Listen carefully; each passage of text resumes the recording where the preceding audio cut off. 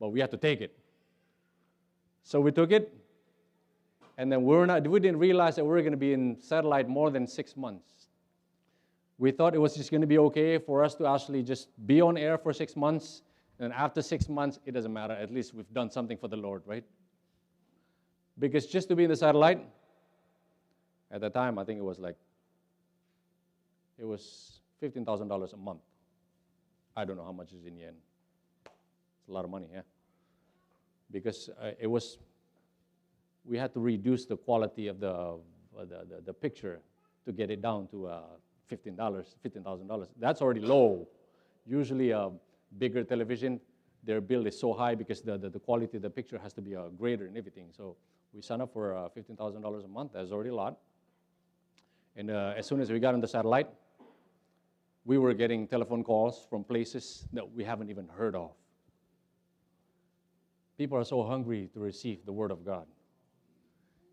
Sometimes we take it for granted, brothers and sisters. We have the Bible with us. We don't even read.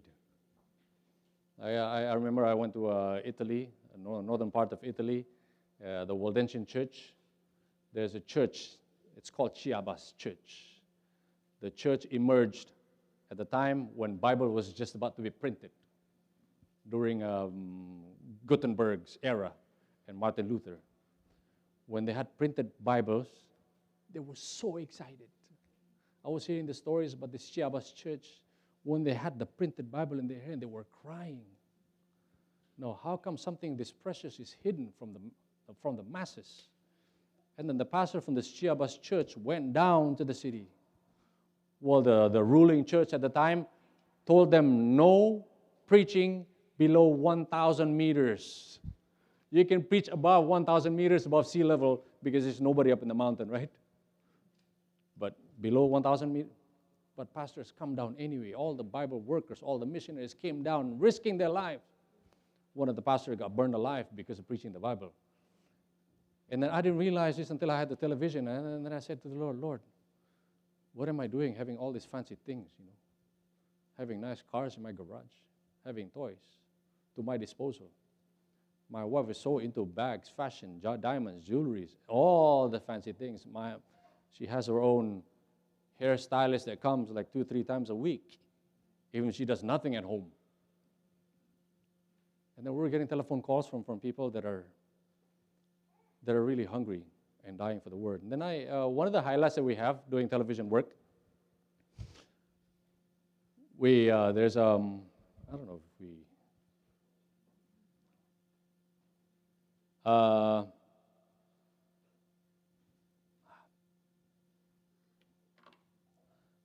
show it to you later. We got invited from a television viewer to speak in a church somewhere in the eastern part of Indonesia. The pastor called us. Hey, brother, can you speak in our church?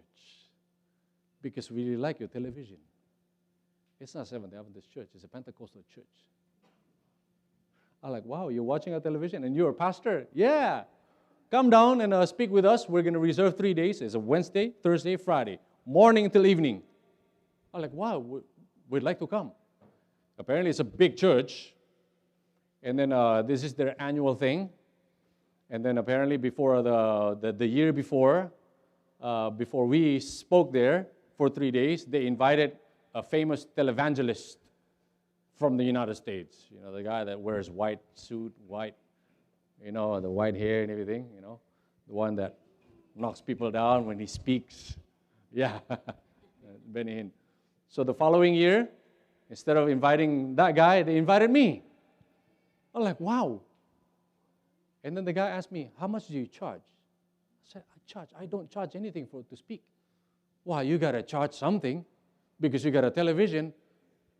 Well, I never charge anything. Well, are you sure? Yeah. Then we'd like to have you. Okay. Then the time was arranged. We flew there, all of us, and then the team, because we were videotaping as well, and then we had cameras and everything. And then we had the meetings Wednesday, Thursday, Friday. At the end of the meeting Friday, everyone's so blessed. We were blessed. And then the following Sunday, they all went back to the respective churches. Apparently the meeting, when I asked the pastor, who's going to be attending? We have about 700 pastors. That's pastors. It's not just regular members, it's their pastors. And the wives and the family, the whole meeting. And then I was like, wow, this is such a blessed opportunity. So we went there, I started speaking 3 days.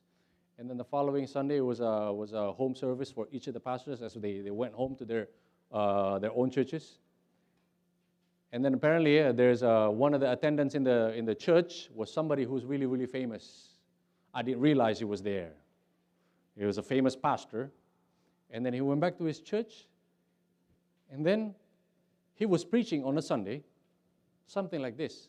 I know because one of his church members actually contacted us after his church service, asking us, and then that lady had become Seventh-day Adventist too. The famous pastor was preaching something like this. He said, you know what, I attended a seminar last week for 3 days. I can conclude one thing. If there's one group of people that are going to be prepared for the second coming of Christ, do you know who that group is? Everyone's just wondering. The guy says, Seventh-day Adventist people. Wow, that's such a blessed opportunity for us to be able to witness that. The lady who was a member of his church started seeking us through our ministry, watching our television, contacting us on the website and everything, and then she contacted us, and then she wanted to learn Seventh-day Adventism. She starts going to Seventh-day Adventist church, but asking the pastor first for the permission. Pastor, I'd like to join that church. Yeah, you can join that church on Saturday. You come back here on Sunday, teach us what they teach you. It's amazing. And the lady had become Seventh-day Adventist member. And then she goes to her church on Sunday. That's okay, right? It is okay. And she's actually now teaching the pastors also. So I'll tell you one thing, this actually the work is actually going forward.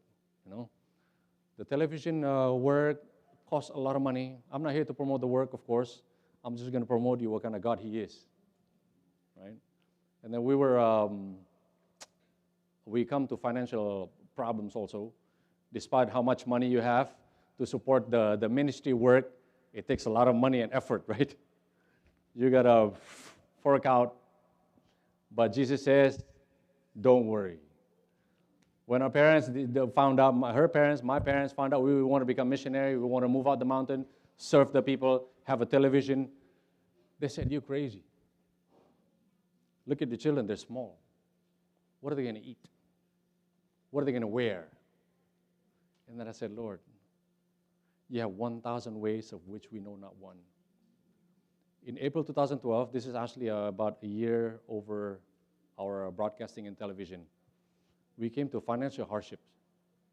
This is after letting go all the cars, We were becoming, the first few years of becoming a missionary, my wife and I were like Santa Claus, Giving away just because we're sick. Well, nobody's sick of money, honestly, but we want to just let go of the things that are attached to us so badly. And this television, I thought this is actually the best way to break our banks. So we did. And then April 2012, we came to the point where when the bill comes to pay the satellite, to pay all these things, pay all the workers, we had like 25 workers, 26 workers. We had to pay them all. We had to pay the bills. We had to pay all the stipends, everything. April 2012, we had no money to even pay the bills. And then the satellite company said, sir, well, this is something new for you because we haven't received your payment this month. I said, yeah, I know. I have no money this week, but please wait next week. Give me 7 days, right? At that time, literally in the bank, I only had $100. Not enough to pay. And then the satellite bill called me. You got to make the payments. When I said 7 days, all right, we agree on 7 days.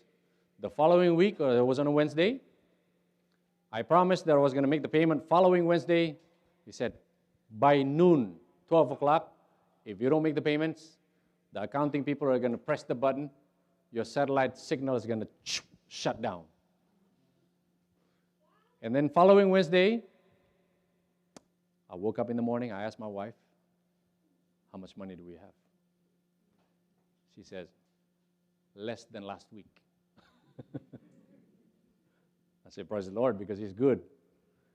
I just had the hunch, I had the idea, you know what?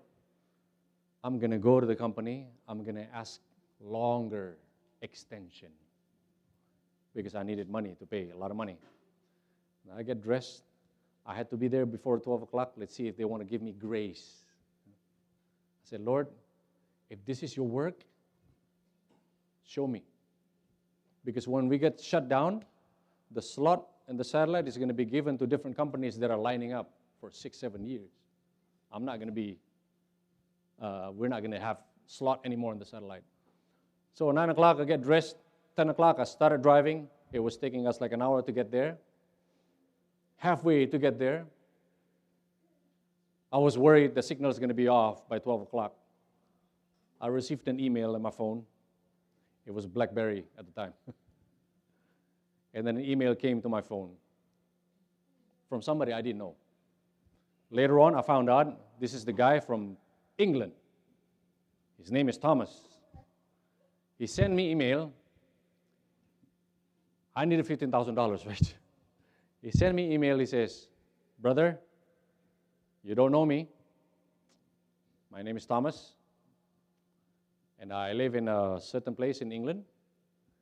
My parents just died. My father is my last parent that just recently died. He inherited me a lot of money. And then he said he had been impressed. He was not even Christian. He said he had an impression to help a social work. He said social work somewhere in Asia. So he was searching in the internet. He's making a few clicks on the internet. And then he found us. He found my satellite ministry.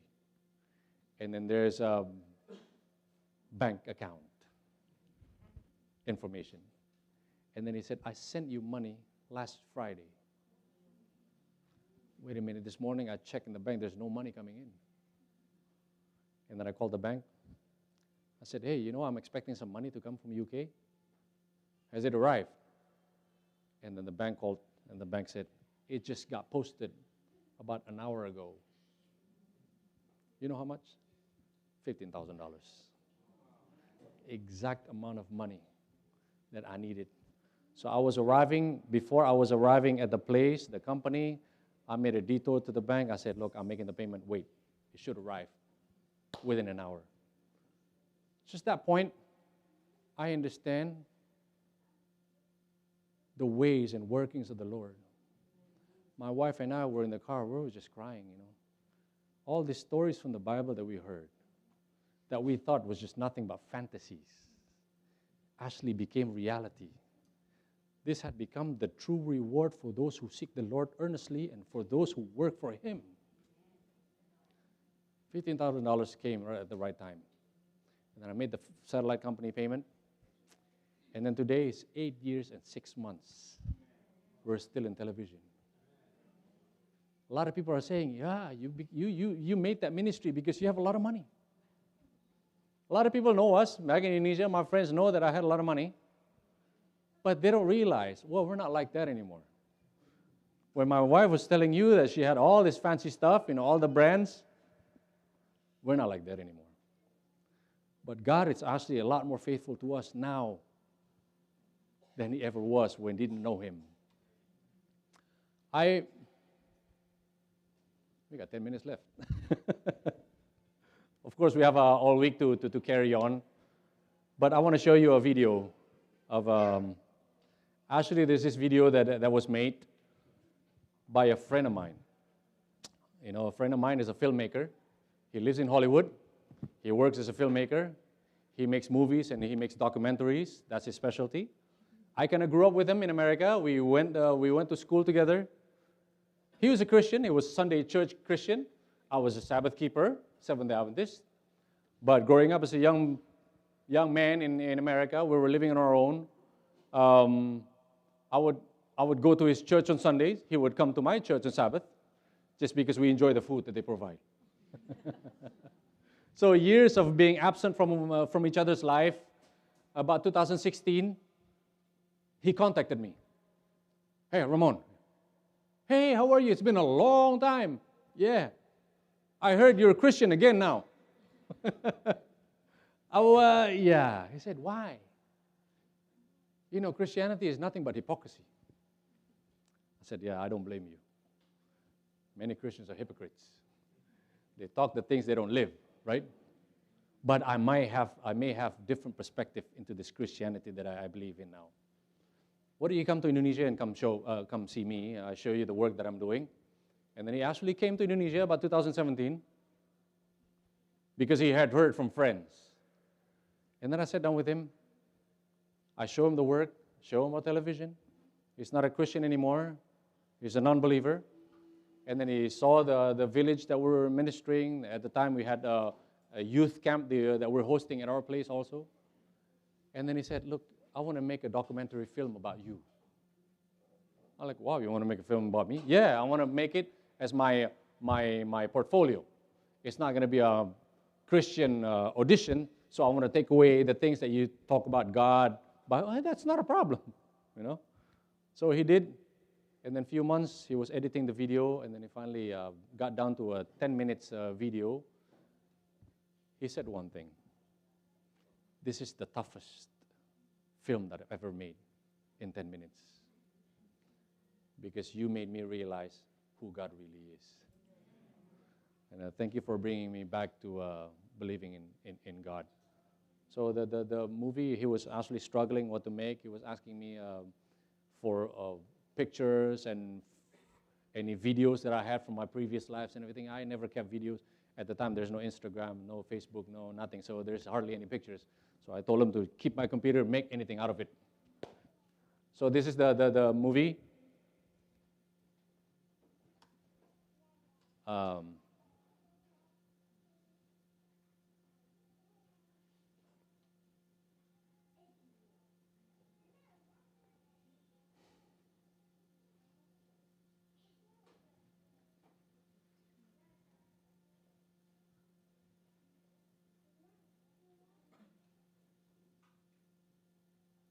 Oh, it's not showing up. Oh, connected.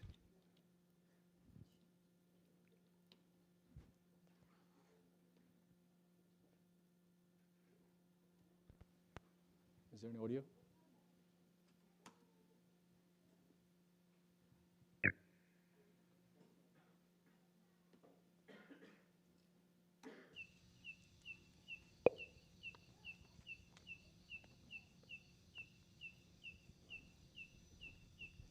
One night in Los Angeles, while drinking, having fun, he took out his hand, like, "Hey, dude, let's race to the first $1 million." Race for $1 million. That's an aggressive race. We had been friends for a few years, but I never really liked him. I knew I wasn't really aggressive as he was. The guy was really into money. But you know what? Just because I didn't like the guy, I really took on the race, seriously. A few years, living in America and trying to make, living, and then went back to Indonesia. And then all of a sudden, money started to come in. 5 years after we had the handshake, I'm like, man, now I have more than $1 million in my bank. I think I was 28, I looked at my bank. I got a lot of money for my age, I think I want to call that guy. And then actually he came. I picked him up with the Range Rover, nice. I was asking him, so what are you doing now, man? You get that $1 million yet? He said, no. And then it made me feel good. So I just kept on going, Oh, this is what it feels like. Defeating, people that you hate.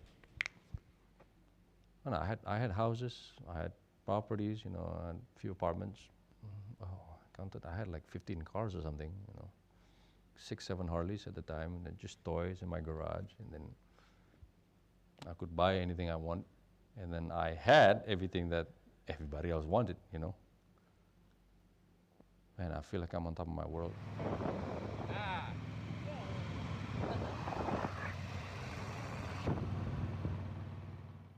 But how come there is such a big, big fear?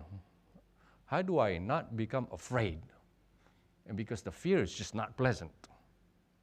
And then I realized, the fear is actually about maintaining. Is this really going to last forever? So throughout my life, that's the only thing I knew what to do is to survive, so I don't ever go down financially. But then there's the fear is still there, There's no way, there's no guarantee that you can always maintain this, the rest of your life. That is the main drive, the main motivation why people make more and more and more and more money. And how much money is enough? Just a little bit more. It's because they have fear. And that fear I knew really well. And then I had accumulated much to the point where all I thought was just myself. I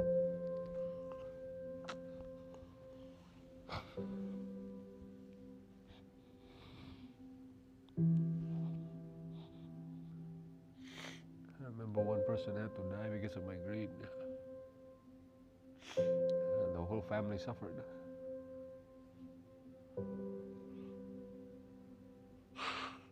Oh God. An old man owed me money, Then he gave me a check. Check is good for next week. Following week, I took it to the bank and it bounced. I go, okay, promise you, next week. Promise. Okay.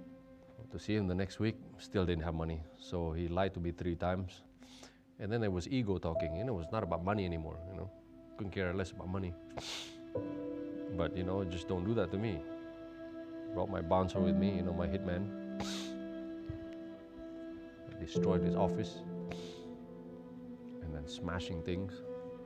The guy was so scared. He was smoking. He lit up a cigarette. He was so old, fragile, old and gray and bent and shaking. There I was, I was still young, tough. And I was so happy, just his office was destroyed. Tables split in 2 and chairs, I went home. Next day I found out he died, heart attack. All for $5,000.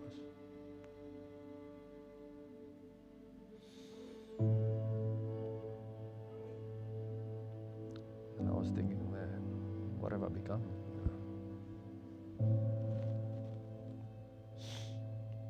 It should have been me. Up to the point you just really become a monster. I just made a promise that the rest of my life I just choose to do good things for other people. That's it.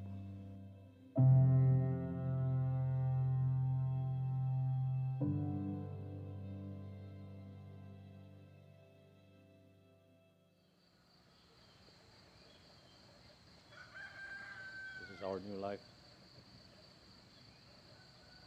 We live up in the mountain with the villagers in Indonesia.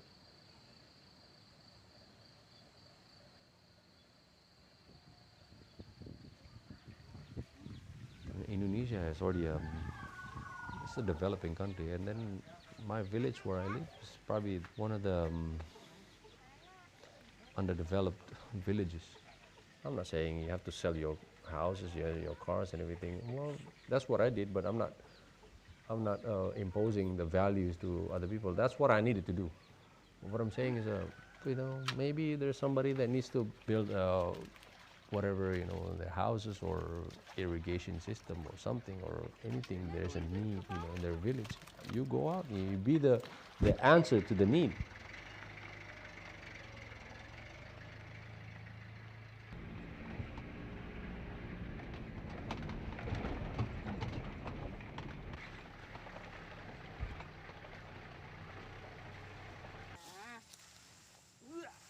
Hati-hati kamu jatuh. Ya, ya. Oh, dapat. Banyak kecil ini mah. Gede ini, Bang. Banyak.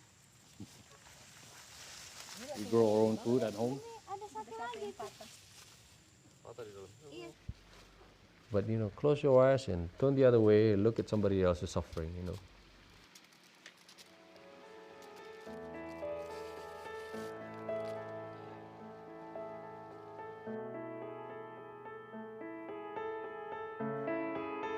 So we feed the villagers.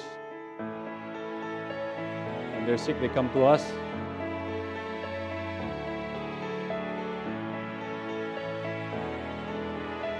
Sometimes we take people like this, people who have lost their minds. We take them home, bathe them and feed them.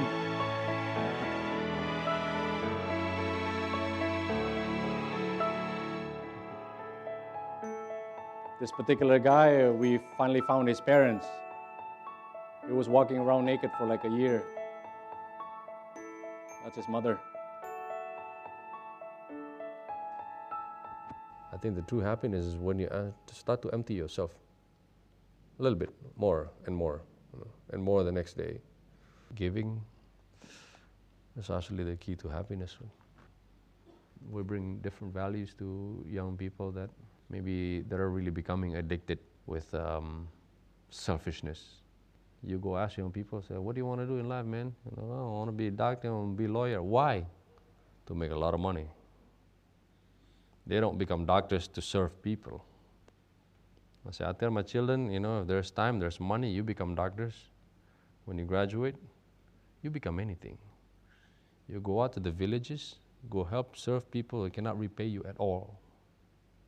It gives me such satisfaction. Now we have a clinic down there, with the whole village. We fix their teeth, we clean them up, and and then they come back home like, oh, I've been suffering for years. I have no money to go to doctors and everything. Now, thank God, I have you. They're satisfied. They're happy because of your presence, because of your service that you do, and that's satisfaction. That's my dopamine satisfaction right there. Punya keberanian, ya, untuk mempunyai kerendahan hati, mau belajar, menyatakan bahwa oke, saya orang muda, saya perlu belajar We karena have I'm a not youth that camp smart. that we Ya, host. karena kita banyak perlu, we have to learn many things. Ini perlu kerendahan hati. Kenapa? Karena gini, kamu tuh jadi manusia tuh harus punya sesuatu yang kamu mau. Ngerti nggak? Achievement. Kamu mau apa? Tapi kemauan itu biasanya dunia berikan melalui apa? Tontonan, musik. Saya pakai karena saya bilang sama handphone ini, ya, yang bos ini bukan kamu, tapi aku. Yes, we teach the young people to be successful and everything, but before they become successful financially, I think it's good for them to have a good foundations of morale, which is actually not about self. It's about giving to other people, empowering, being beneficial to other people. Your presence need to benefit other people. That's how you're going to create the balanced society. It's actually contagious, When you go inspire somebody else, they become inspired. They want to do something else. Why is it really important? Well, because there's so much suffering in this world.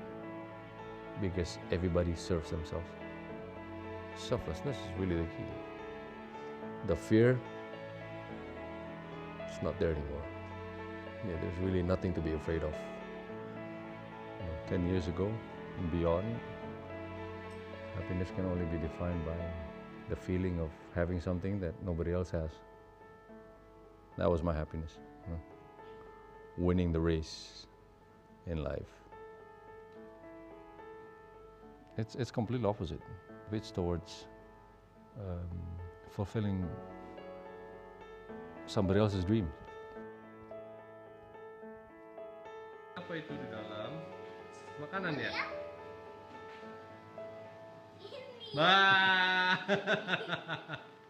The togetherness and doing something different, for other people really is what going to unite your family even more.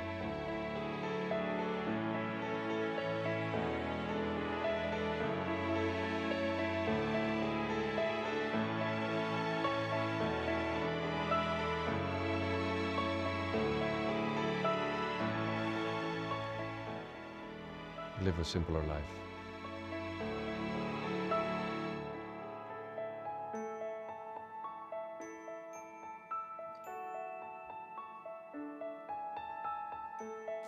Right.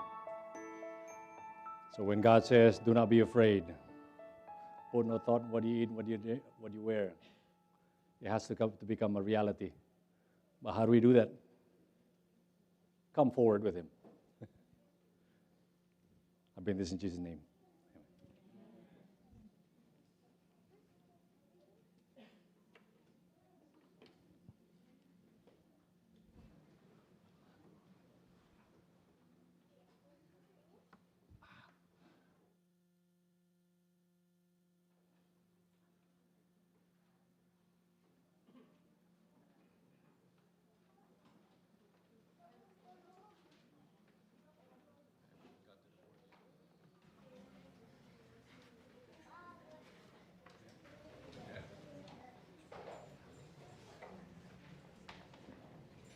Shall we all rise and sing our theme song? Faith is victory. Amen? Oh, okay. All right. It's 633.